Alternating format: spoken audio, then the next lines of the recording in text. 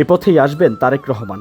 তাই তো কোনো প্রতিবন্ধকতার কাছে হার না মানা এক সমর্থকের এক পায়ে অদম্য এগিয়ে চলা।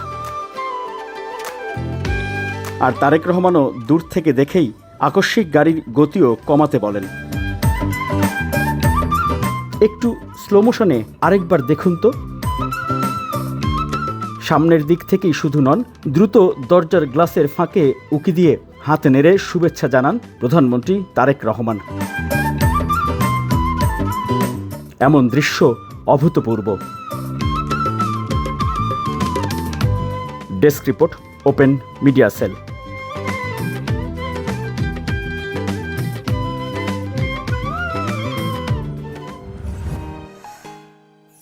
আপনারা দেখছেন ওপেন মিডিয়া সেল।